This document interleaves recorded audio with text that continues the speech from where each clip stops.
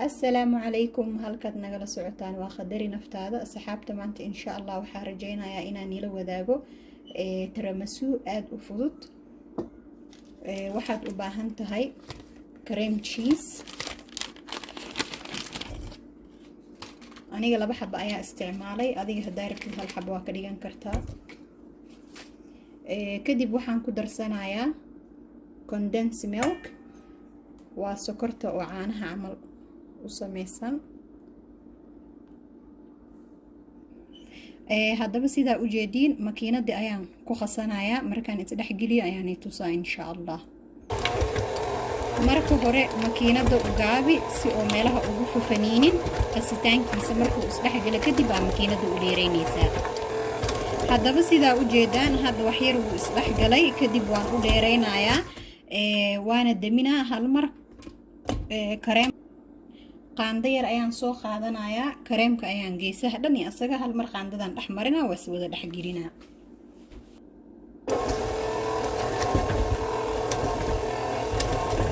hadda waxaan ku darsanayaa caanahan waa whipping cream waa caano aad u adag oo kareem ah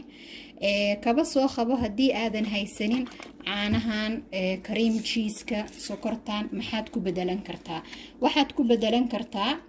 hal gasac oo qashto ah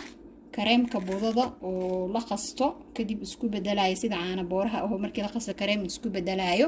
iyo sokorta caadiga iyo hal gasac oo qashto ah hadda waxaan ku darayaa kareemkii haddaba sidaad iga barateen insha Allah cabirka hoos ayaan nii soo dhigayaa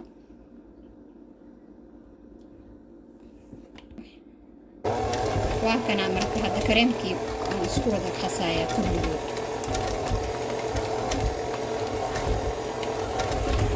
haddaba sidaa u jeediin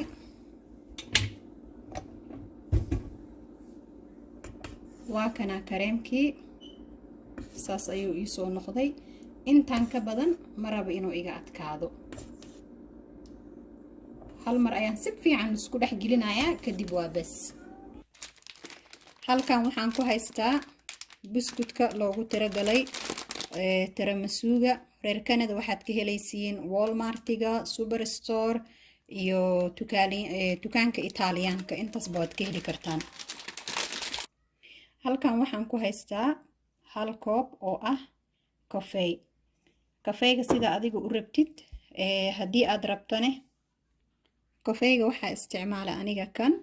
hal koob oo kafee aan soo karsaday kadibna nus qaando kafee budo ah ayaan ku sii daray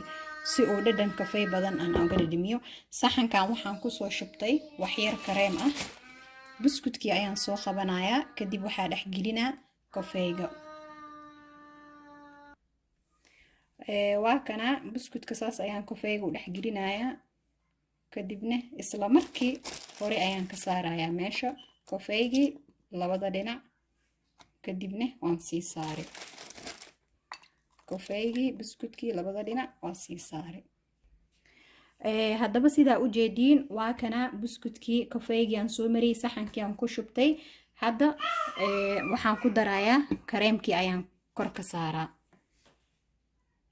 kareemka ma u jeediin oo aad uma adko sidaas ayaan rabaa waatana hadda qaybtii labaad biskutkii ayaan soo saaray sida qaybta koowaad u sameeyay camal kadibna kareemkii waa kana hadda qaybtii saddexaad ayaan saaray kadibna kareemka ayaan ku dul shubayaa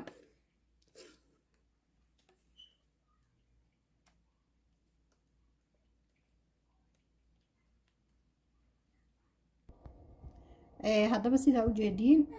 tiramisuugii waan soo bagtay halkan waxaan ku haystaa kakawgaas kor ku bilbilayaa in aan ku shubo caano miiro